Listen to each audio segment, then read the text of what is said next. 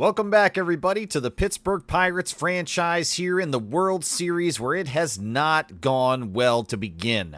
We are down 2 games, and Game 2 was an even worse and morally devastating loss than Game 1 was. How does Game 3 turn out? Let's take a look.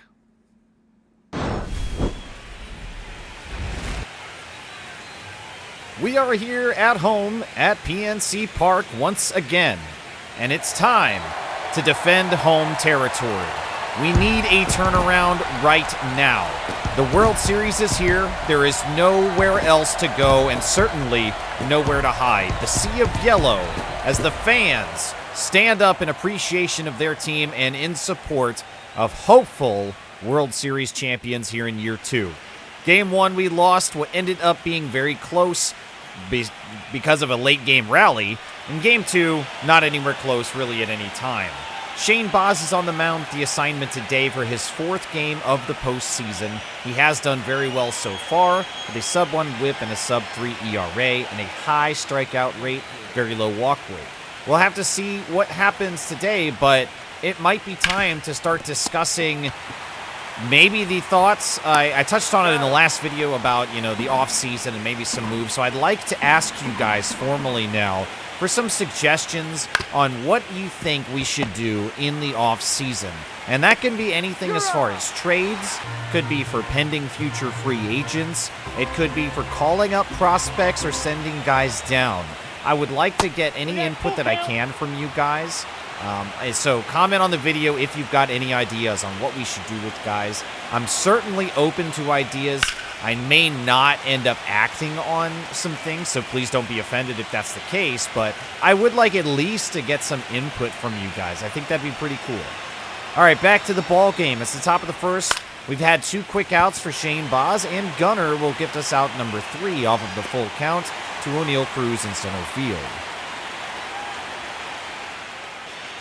And on the mound for Baltimore will be Grayson Rodriguez, who in real life is no longer going to be available the rest of this season for them.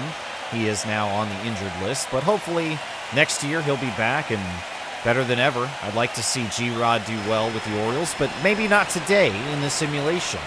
We've got Luis Ariz continuing the leadoff spot.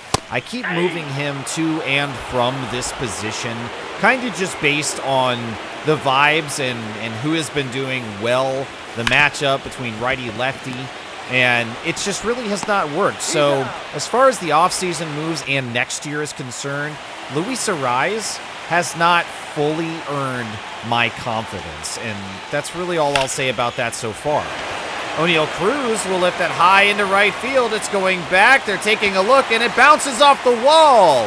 So 1 out, and we've got extra bases. We send him to third, and he's there. A great way to start this game off for O'Neill Cruz, as we've got a base runner 90 feet away from scoring the first run, and 2 outs left to work with. I've got Joey Bart batting third today, and he's averaging 207.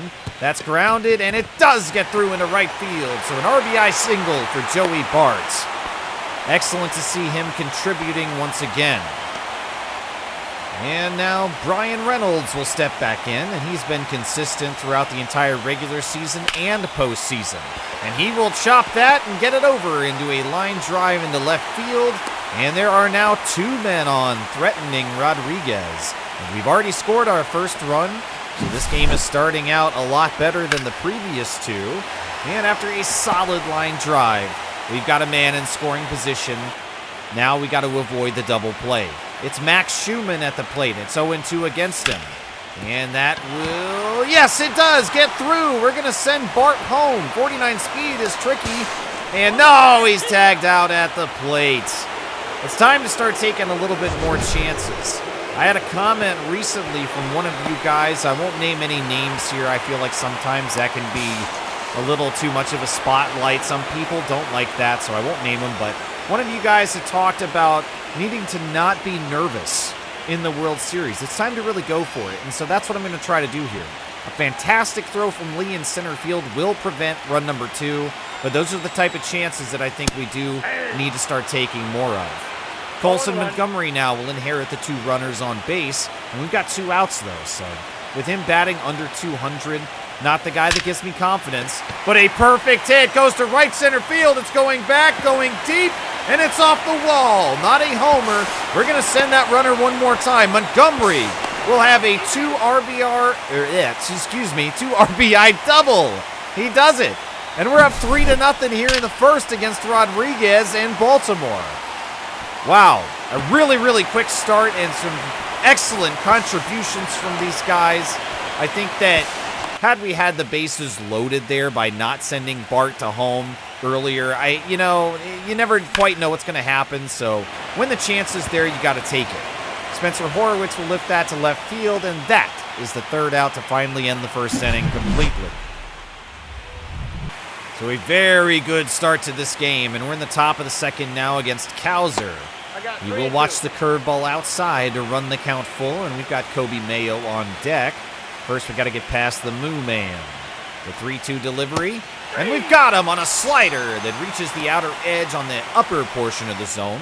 That's strikeout number 1 for Boz. 2-2 now against Mayo. The curveball, he holds back.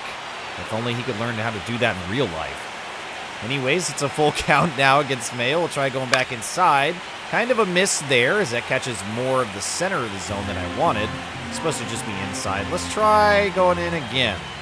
And that misses as well. Mayo fouling that off down the first base line. Continues to battle here. Let's try high and in with a fastball. Get the top of the zone, but he fouls it again. 8 pitches have come across in this at-bat as Mayo is really making Boz work for it. Try the curveball again, and that is chopped inside foul one more time. Double digits on the way. Pitch number 10, Boz. And that is grounded over to Montgomery at short. The throw over, and we've got out number 2. And now the nemesis from game 2. Here he is, Tyler O'Neill, who went yard 3 times to really bury us. And first, he will ground out to Montgomery, just as the other one did, and that is out number 3. Boz is through 2. Well, let's see if we can continue the offense here. We had, obviously, the best first inning that we could possibly hope for. And Jared Triolo, just late on that timing, lifts it for a casual out number 1 in right field. So nothing starting there. What about with Jack Sawinski? I've got him in the 9 spot as I want his power and high average in a spot that could be more helpful. I feel like the top of the rotation, or rather top of the lineup, has been a good place for him. But I want to switch things up, as for the first 2 games, nothing seems to have worked. And it's time to get a little risky, a little more unorthodox, and cannot get that to find any ground out there in center field. And so no offense there in the second. Mountcastle watches strike 3 to begin the top of the third, and that's out number 1 for Boz. Strikeout number 2. And Adley now batting from the left side of the plate. Misses on the fastball, high and outside. Not quite fully outside, but just out there on the edge. And Mateo is now batting 9th for Baltimore. And Horowitz is able to grab it. Great defense so far to back up Boz. Bottom of the third now for O'Neill Cruz. He's got 1 hit today, and that one will be number 2. A line drive into left center field. It is run down before it can find purchase out there in the gap. So it is a single, but O'Neill Cruz starts the day very well, 2 for 2. Joey Bart now, nobody out. We're going to send Cruz. It's under the zone for a ball, and Cruz is there. He has taken second base and put himself in scoring position. We try to keep our pedal to the metal here against Baltimore, as any chance that we've got to do something, we need to try. But we will watch strike 3 with Joey Bart. I thought that was going to go a little further outside. Only the first strikeout, though, through 2 1/3. So we're seeing the ball pretty well. Brian Reynolds will then lift that into right field. It's going back and will get dragged down at the warning track. We're going to send Cruz to third base, and the throw is offline, so he's there. 2 outs with the runner in scoring position, very close. And Max Schumann back to the plate. He hits that one really well, going to left field, and no, they are there. That's O'Neill out there, and pulls it down. Jordan Westberg now 1-0 against him in the top of the 4th, and he lifts that high for Sawinski in right field, and that is yet another out for Shane Boz. He has been just really rolling. An excellent pace so far, 40 pitches, and it's 0-2 against Lee. Swings at it under the zone. Bart recovering, and with the assist, that is another strikeout for Boz. So far, everything is going pretty well for him. Gunnar Henderson now back to the plate, and that's weakly hit over to Triolo. And that's 4 absolutely solid innings from Shane Boz. We've got offense in this game. We've got good pitching happening. We've got defense doing well. So far, it's all clicking. That home cooking might be the difference. And Montgomery even getting back into the mix with a leadoff single. So yeah, we're right now really putting it to Rodriguez despite not pushing the pitch count. And Horowitz will ground into a double play. So an easy 2 outs there as the Orioles turn 2. Jared Triolo back to the plate now, and it's 0-1 against him. Only pitch number 39 for G-Rod. And that's weakly hit over to third base, and that's out number 3. So far, the pitcher comparison, though, is absolutely in favor of us, as we've gotten 7 hits off of Grayson Rodriguez, 3 earned runs. No walks for anybody yet, but a big old goose egg on the hits column for Shane Boz. That's all I'm going to say. 2-2 against Colton Cowser now in the top of the 5th. And that curveball's lifted high behind the plate. Joey Bart setting up underneath. We got it. That is 13 men so far up and down for Baltimore. And now 0-2 against Mayo. Let's see if he chases. He does. Off timing on the slider, and the placement was good. It's another strikeout, number 5. 2 down now for Tyler O'Neill, and we've got to be very careful. We get the call on the circle change. I'd like to just try to tie him up in knots and not give his bat any room for extending. Let's try to go up and in here, 0-2. Got him on the fastball, high and tight, and O'Neill is sat down for the second time, and that is 5 hitless innings for Shane Boz. Can you imagine? Leading off in the bottom of the 5th will be Jack Sawinski one more time, and we miss on that fastball inside. A challenging pitch from Grayson, and that's a strikeout to begin. The lineup turns over, and Luis Arraez comes back. It's 1-1. And he gets good timing, but okay contact. That's to right field and pulled down for out number 2. O'Neill Cruz now on a 2-for-2 day so far. It's nice to see him kind of heating up. He's been struggling for a long stretch. And that's going to go high and back, deep to right center field. And it's off the wall. They can't get it. We got a triple off of a similar hit earlier, but I will take just a double now for Cruz. And he is just a home run shy of hitting for the cycle. 3 for 3. Fantastic, man. Oh, Bart's underneath it. Late on the timing, but he chops it. And it's underneath to lift high for first base. And that is out number 3. Strand Cruz at second.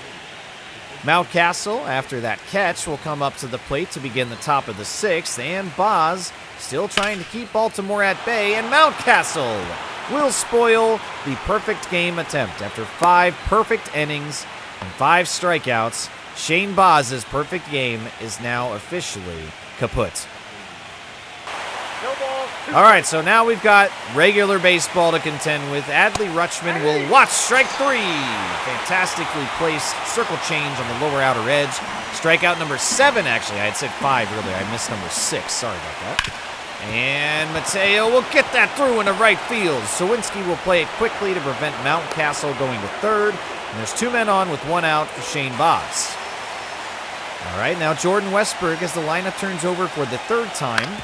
And he does get that poked over to Montgomery. There's no time to turn 2, and we'll just take the fielder's choice to get Westberg at first. Jung-Hoo Lee now. It's 0-2 against him. Can Boz get out of it?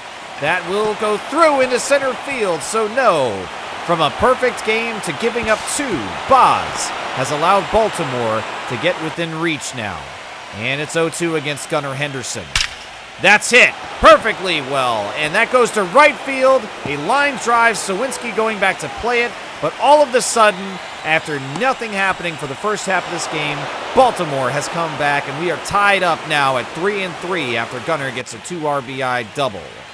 It is time to make a change now, and Garrett Clevenger will be making his way to the pitcher's mound for his 5th appearance in the postseason.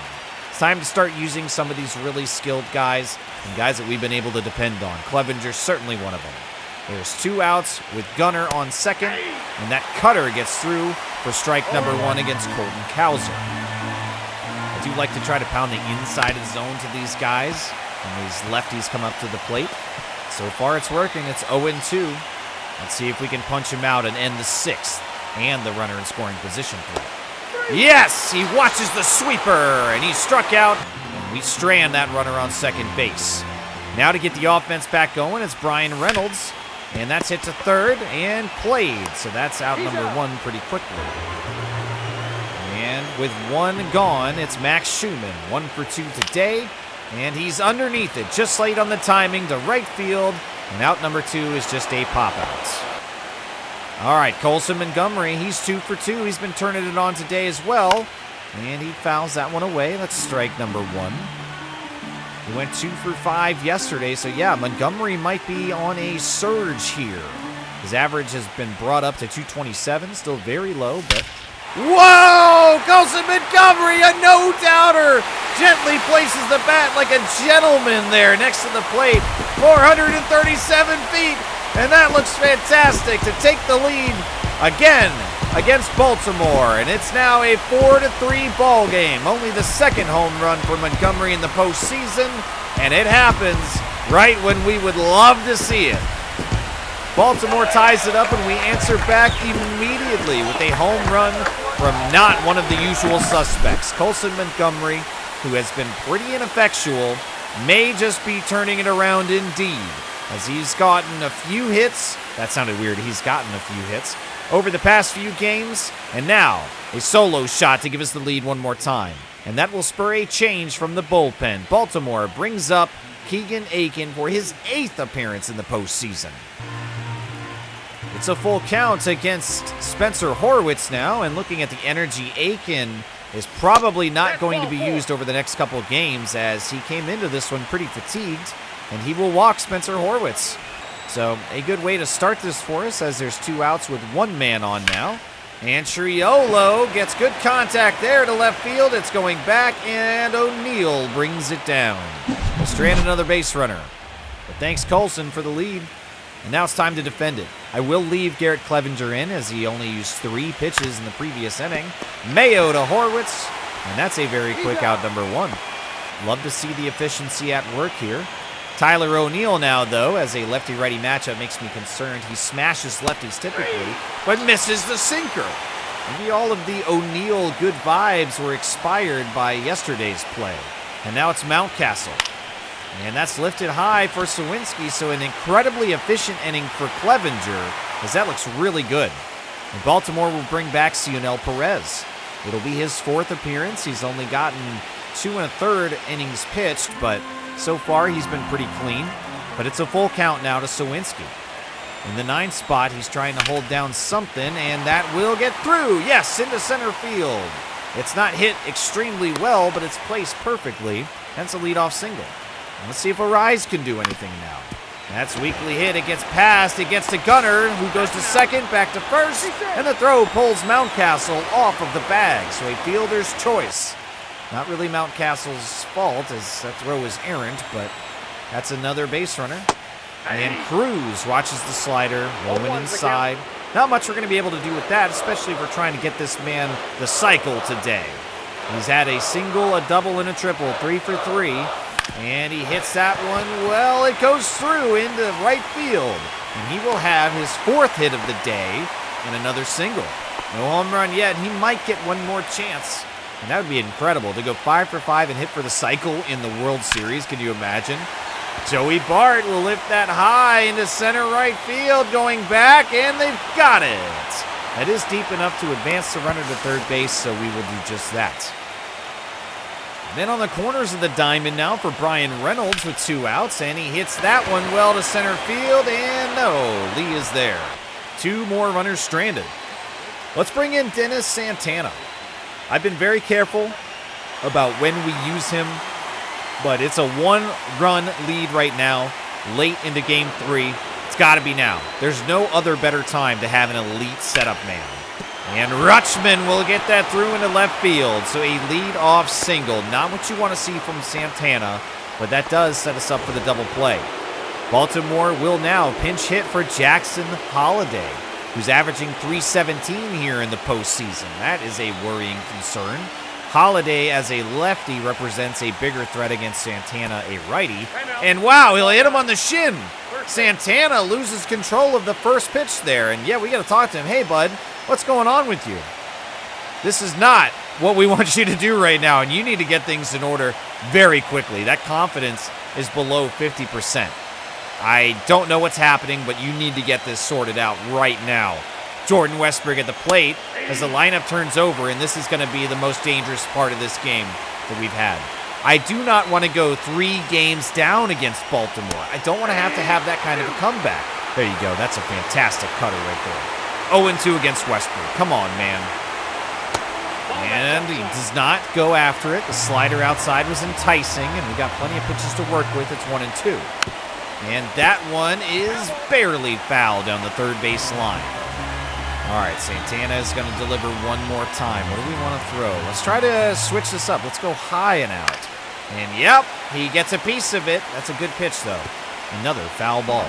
Still, 1-2. Confidence might have risen just a little bit. I'm not sure. And that's a big miss on that cutter. That was a bullseye dead center. Luckily, Westburg can only foul it. Okay, let's try going high and up now.